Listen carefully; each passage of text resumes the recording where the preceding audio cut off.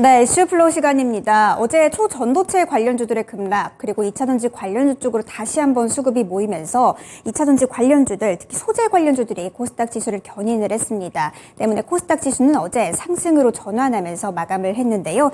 2차전지 내에서도 가장 주목을 받고 있는 소재는 바로 양극재입니다. 하지만 최근 이에 못지않게 후발주자로서 관심을 모으고 있는 소재 바로 음극재인데요. 음극재는 전기차 배터리의 충전 속도 그리고 수명을 결정하는 요소라고 하죠. 총 5가지 음극재 라인업을 오각형을 통해서 함께 살펴보도록 하겠습니다. 주로 천연과 인조 등 흑연을 통해서 만든 흑연 음극재가 있고요. 그리고 실리콘 음극재, 그리고 리튬 메탈 음극재로 나눠볼 수가 있겠습니다. 여기서 가장 가격 경쟁력이 뛰어난 부분은 바로 흑연 음극재, 특히 천연 흑연 음극재라고 볼 수가 있겠고요. 용량이 가장 큰 음극재로는 실리콘 음극재, 그리고 리튬 메탈 음극재라고 볼 수가 있습니다. 여기서 가장 많이 사용되는 주요한 3가지 음극재들의 스펙을 함께 비교를 해보도록 하겠습니다. 일단 전통의 강호, 천연 흑연 음극재 같은 경우에는 이 가격 경쟁력은 뛰어나지만 출력이 다소 약하고 충전 시간이 오래 걸린다는 단점이 있습니다. 여기서 약간 개선이 된 게 바로 인조 흑연 음극재인데요. 이 배터리의 수명을 보다 늘리고 충전 시간을 보다 단축시켰다고 합니다. 코크스를 가공해서 고온으로 열 처리를 하면 이 인조 흑연 음극재를 만들 수 있다고 하는데요.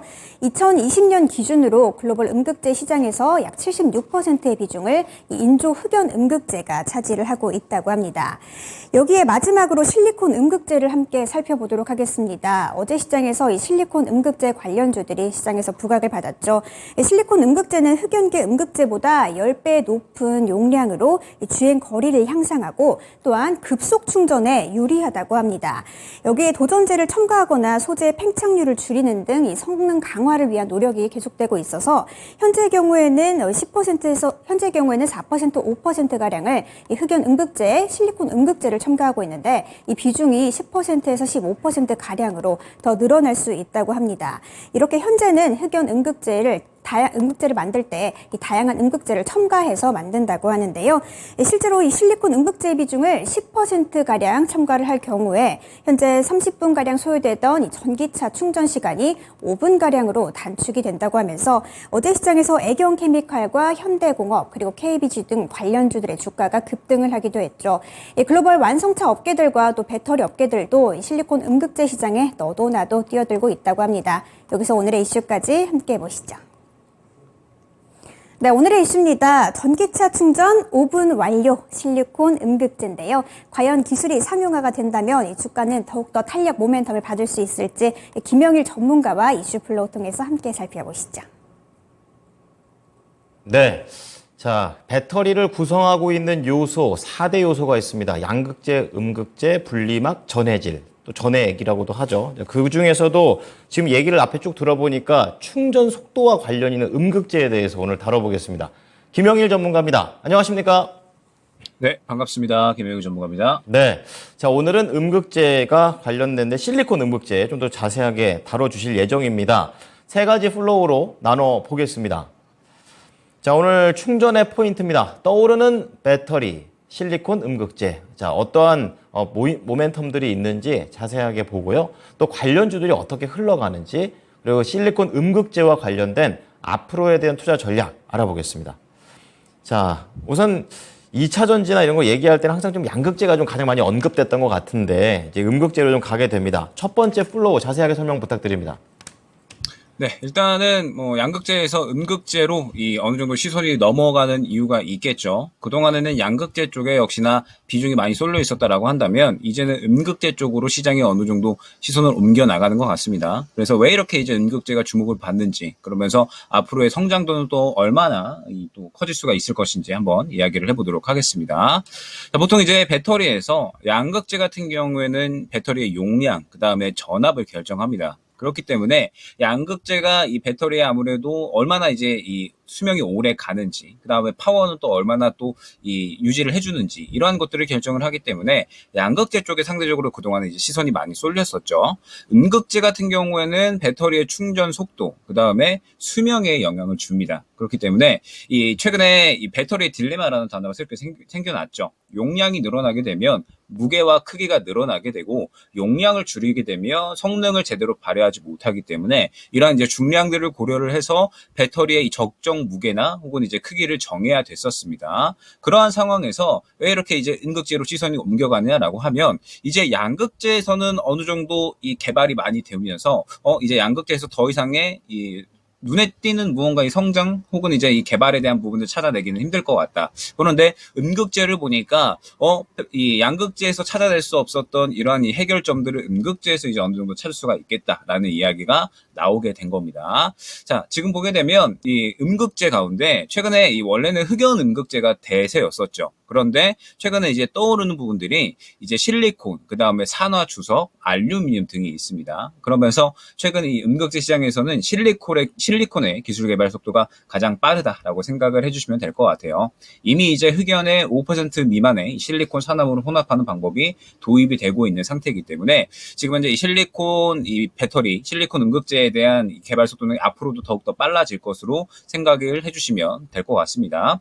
보통 이제 흑연은 원자 6개당 리튬이온 1개를 저장을 하는데 실리콘은 원자 4개당 리튬이온 15개를 저장을 할 수 있어서 용량이 20배 이상 높다라고 생각을 해주시면 될 것 같거든요. 그러면서 에너지 밀도 자체도 흑연에 비해서 실리콘이 훨씬 더 높기 때문에 이 부분에 대해서 실리콘 음극재가 계속적으로 이제 이 개발 속도가 커지고 비중이 커질 수밖에 없다라고 생각을 해주시면 될 것 같습니다. 실리콘 음극재 비중이 10%를 넘어가게 되면 현재 약 한 30분 이상 걸리는 전기차 충전 시간을 5분가량으로 줄여 나갈 수가 있기 때문에 그러면은 전기차 충전 시간과 주유 시간이 상당히 또 비슷해지는 거거든요. 그러면은 마찬가지로 전기차 시장이 폭발적으로 성장할 수 있는 계기가 될 수 있겠다라고 이제 이야기가 나오고 있는 겁니다.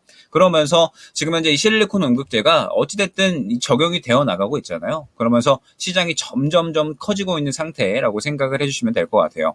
실리콘 음극재 시장이 이제 작년 기준으로 했을 때 세계 시장 기준으로 약 5,300억 수준밖에 되지는 않았습니다. 그런데 2032년까지 약 40조 원 규모로 커질 것으로 기대를 하고 있거든요. 그러면서 이제 앞으로 뭐 여러 기업들, 뭐 테슬라 같은 경우에 차세대 배터리에 실리콘 음극재 탑재하는 것을 이제 검토 중에 있고요. 그 다음에 포르쉐 같은 경우에도 타이칸의 실리콘 음극재 배터리를 또 조금 더 확대할 계획에 있습니다. 그 다음에 비단 우리나라 기업들도 마찬가지죠. LG 에너지 솔루션, SK온 등등 해서 실리콘 음극재 비중을 10% 이상 높인 배터리를 계속적으로 개발하고 있다라고 생각을 해주시면 될 것 같습니다. 앞서 말씀드렸듯이 에너지 밀도를 높이기 위해서 양극재 용량은 이미 이제 한계에 이르렀거든요. 그러면은 이 양극재에서 니켈을 더 집어넣게 되면 무게나 크기가 더 커질 수밖에 없기 때문에 이제 전체적인 이 기업들이 실리콘 음극재로 시선을 완전히 돌려나가고 있다라고 생각을 해주시면 될 것 같습니다. SK, LG, 포스코 등등 해서 우리나라 이 국내 굴지 기업들이 계속적으로 진출을 해 나가고 있는 상황이기 때문에 이 음극재에 대한 이 기대감이 결국에는 더 커질 수밖에 없지 않을까라고 생각이 되거든요. 우리가 2차 전지를 생각을 해보면 결국에는 이제 실적에 대한 부분도 실적에 대한 부분이겠지만 역시나 기대감이 상당히 크게 작용을 했다라는 부분을 우리는 다 기억을 할 수가 있을 겁니다. 그러면은 이제 본격적으로 이 차세대 음극재에 대한 기대감들이 높아진다라고 하면 당연히 또 이 주가에 대한 부분도 반응을 할 수가 있기 때문에 실리콘 음극재 관련주들은 계속해서 지켜볼 필요가 있지 않나 생각이 됩니다. 네. 계속해서 양극재에 대한 부분만 좀 듣고 있다가 그걸로만 계속 갈 수는 없겠죠. 어쨌든 한계 지금 시점에서는 도달을 좀 한 부분이 있고 이제 음극재로 좀 더 추가적인 성장을 하려는 그런 움직임들을 얘기해 주셨습니다. 자, 그렇다면 전 충전 속도가 30분이나 걸리는지는 처음 알았네요. 전기차를 안 타가지고. 자, 그럼 두 번째 플로우 넘어가 보겠습니다. 관련 종목들은 그럼 같이 좀 뜨겁게 움직이고 있습니까? 네, 일단은 지금 현재 직접적인 관련주들이 이제 무엇이 있나라고 봐야겠죠.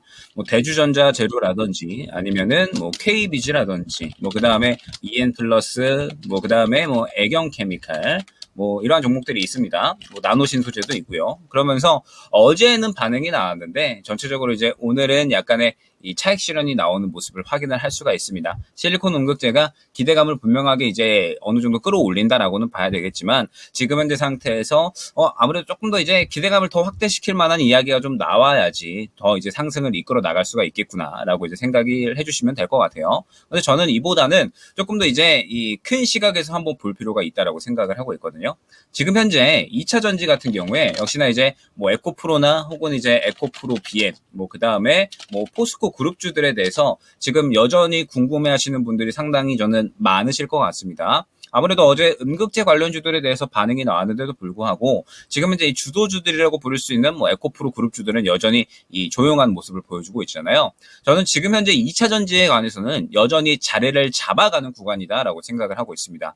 앞전에 이 고점 부근에서 차익 실현이 나오고 나서 에코프로 같은 경우에는 계속적으로 이 추세가 조금 더 이제 하락을 하면서 이전 저점까지 내려온 구간으로 이제 확인이 되고 있죠. 뭐 다른 종목군들도 다 마찬가지입니다. 에코프로 그룹주들, 포스코 그룹주들 차익 실현이 한번 이제 나오고 나서 이제 어느 정도 이 자리를 잡아가는 과정이 있다라고 생각을 하고 있거든요.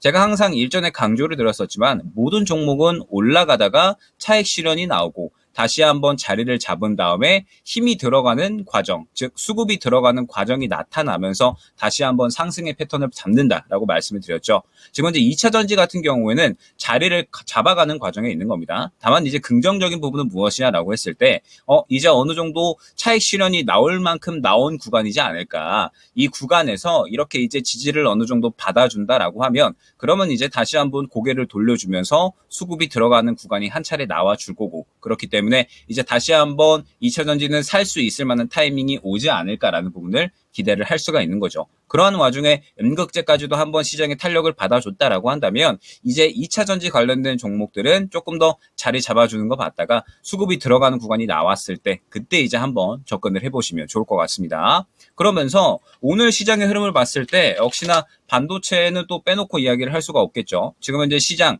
코스피, 코스닥 모두 다 어느 정도 이 하락을 하고 있는 모습을 보여주고 있는데 반도체 같은 경우에는 상당히 좋은 모습을 보여주고 있습니다. 제가 최근에 반도체에 대해서 이제 말씀을 드렸을 때 뭐라고 말씀을 드렸냐면 지금 이제 반도체 같은 경우에는 조정이 나오기는 나왔었습니다. 그런데 이전에 들어갔었던 수급이 전혀 빠지지 않고 지금 현재 조정이 나온 구간이기 때문에 반도체 같은 경우에는 다시 한번 힘을 받으면은 굉장히 크게 쉽게 갈 수 있을 거다라고 말씀을 드렸죠. 비단 뭐 한미 반도체뿐만 아닙니다. 지금 현재 이수페타시스 같은 경우도 마찬가지고요. 뭐 주성 엔지니어링 그 외에 뭐 제우스 같은 뭐 장비주들도 마찬가지예요. 지금 현재 반도체 같은 경우에는 현재 수급이 그대로 다 살아있는 상태에서 조정이 나올 때 물량이 전혀 빠져나오지 않은 종목들이 거의 대부분이기 때문에 저는 반도체가 지금 현재 단기적으로 어느 정도 이 주도주의 역할을 해줄 수 있는 그림이 나와주지 않았나라고 생각이 됩니다. 그러면서 이제 이러한 그림들이 결국에는 2차 전지에도 기대를 할 수가 있다라는 거죠.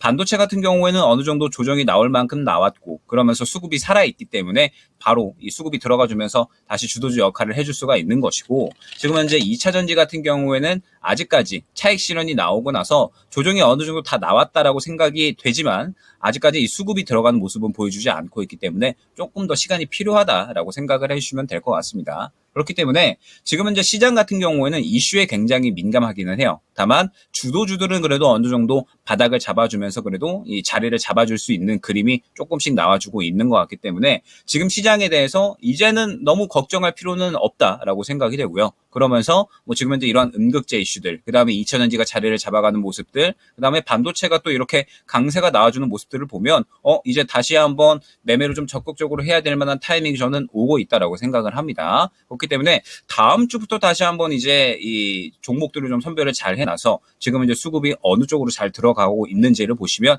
저는 다음 주부터는 또 수익을 보기 또 쉬운 장이 연출이 되지 않을까라고 생각을 하거든요. 그렇기 때문에 오늘부터 한번 잘 준비를 해놓으시면 좋지 않을까 생각이 됩니다.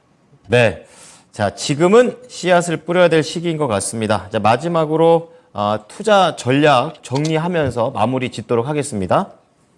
네.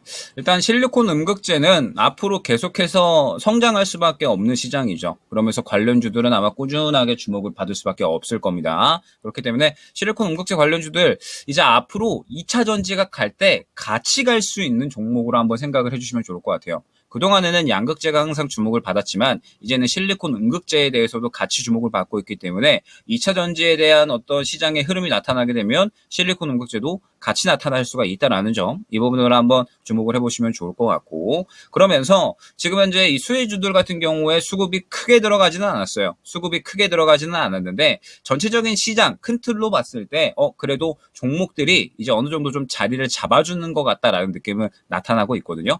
2차 전지도 마찬가지고요. 반도체 같은 경우도 마찬가지입니다. 지금 현재 어느 정도 자리를 잡아주는 모습들을 보여주고 있으니까 수급이 들어가는 종목들 위주로 해서 슬슬 선별을 할 필요는 있다라는 점, 이제는 살 준비를 해서 2차 전지든 반도체든 선별해 놓은 종목들을 어느 정도 접근할 필요성이 있다라고 생각이 됩니다. 그러면서 이 두 주도주군을 봤을 때 그래도 지금 현재 반도체가 수급이 더 살아있고, 그리고 다시 한번 수급이 유입되는 구간이기 때문에 다음 주는 한번 반도체 쪽에 대해서 투심을 더 살려보시는 게 좋지 않을까, 정리를 할 수 있을 것 같습니다. 네. 자, 배터리와 관련된 내용에다가 플러스로 반도체에 대한 부분까지 언급을 해 주셨습니다. 잘 준비해 보겠습니다. 한 주 동안 고생하셨어요. 네, 감사합니다. 네. 이슈플로우 오늘은 김영일 전문가가 음극재와 관련된 힌트를 드렸습니다.